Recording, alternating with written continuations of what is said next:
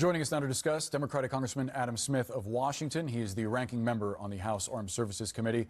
Congressman, happy Thanksgiving Eve. Thanks so much for sharing part of your day with us. I want to ask you specifically about one aspect of this leak conversation. When Witkoff says to this Russian aide, quote, "Me to you, I know what it's going to take to get a peace deal done. Donetsk and maybe a land swap somewhere."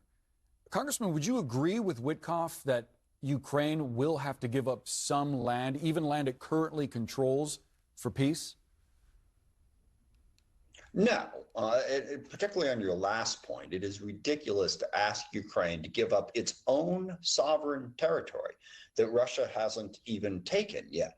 And that's really the great weakness in Trump's approach here. Look, Russia is backed into a corner. Their economy is suffering. Increasingly, there are articles about how they're struggling to come up with the recruits they need to keep the fight going.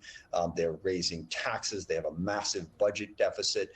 They are starting to have fuel shortages. If we can keep the pressure on Russia by making it clear that we're going to support Ukraine, that forces Putin to the peace table. But if you keep getting things like what Witkoff said, which implies that we may abandon Ukraine and that we'll give them even more, that's an incentive for Putin to just keep fighting. So no, I think that's a huge mistake in terms of what Witkoff communicated to the Russians.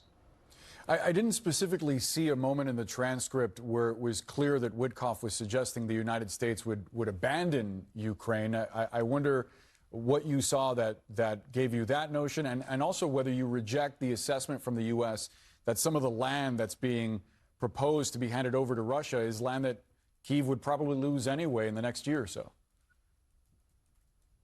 Yeah, on the first point, no, it wasn't necessarily in the call, but you did hear just when this peace plan was first released by President Trump a week ago now, maybe a little longer, that if Ukraine didn't agree to it, we would cut off support. And that caused the whole panic flow of the Europeans and others lobbying other people in the administration, Republicans in Congress who support Ukraine pushing back. So I wasn't referring to anything specific in the Witkoff call, but President Trump and especially Vice President Vance have implied and explicitly said that we would cut off Ukraine. So that was the portion of it that I was most focused on. And as far as the land is concerned, I don't think we can make assumptions about what Ukraine is going to lose at this point. Russia has run into a brick wall. They are taking tiny little steps at the cost of thousands, sometimes tens of thousands of casualties.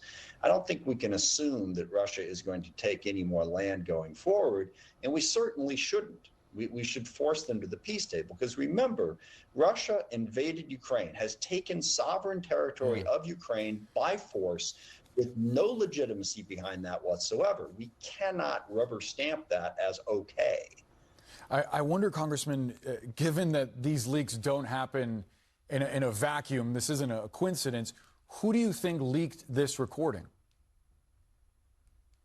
Yeah, I think there's real tension on certainly amongst Republicans in Congress, but even within the White House. I think you do have a lot of people who really want President Trump to take a more forceful stand in support of Ukraine and put pressure on Putin. And they're worried that people like J.D. Vance and others in the administration want to completely abandon Ukraine and simply give Russia what they want. So, yeah, I think you've got some palace intrigue going on here, trying to work the ref, if you will, to try to get Trump to a better place on this. I think there's definitely that contradiction within the Republican administration, which, I mean, given how that first meeting between Zelensky and Trump went back in February, as someone who supports Ukraine strongly, I think it's good news that there are at least some people within the administration who recognize what the right policy should be. While we have you, Congressman, I wonder, as you hear that sources have indicated that Secretary Hegseth is exploring potential legal action against some of your Democratic colleagues, specifically Senator Mark Kelly of Arizona for his role in that illegal orders video, what your message is to the Pentagon. Yeah, two things. First of all, Secretary Hegseth is increasingly an embarrassment to the Department of Defense. I mean, targeting a decorated war hero and veteran for political purposes. I mean, let's have Secretary Hegseth pay attention to maybe getting the Pentagon to move forward with some of these programs that are way over budget, to get us a new national security strategy, which is overdue, to meeting the national security interests of this country, instead of playing out all these petty, vindictive attacks on his political opponents. But second, understand what Trump and Hegseth are doing is a direct attack on representative democracy and to push us towards a totalitarian government, basically using the power of the government, whether it's the Pentagon threatening to court-martial Mark or the Justice Department threatening to target political opponents. This is what a totalitarian dictator does. This is not what an elected president in a representative democracy does. And it's a threat to everybody. I read one good article that said, okay, Mark can probably survive this, but this sends a chilling effect to everybody else. It chills them from feeling like they can criticize this government. This is America. You ought to be able to do that without this type of threat. On the substance of the video, do you believe the president has issued illegal orders? Yes, I do. But more to the point on the video, I mean, why can't an elected representative express that opinion? All right. It's an opinion that's been expressed many times over many conflicts. Yeah, I think the order to blow up those boats in the Caribbean without any, actual probable cause, national security justification, or any declaration of war or armed conflict by the U.S. Congress, I think it is illegal. That's a legitimate opinion to hold, and it's a legitimate opinion to express. It should not face the threat of legal action if you exercise your First Amendment rights, especially these six who are elected representatives of the people. They actually have an obligation to stand up for what they believe in, to do their jobs as elected representatives.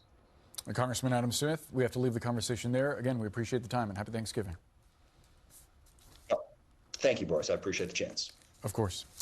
We have a horrifying scene to share with you unfolding in Hong Kong right now, where multiple high-rises are on fire. Officials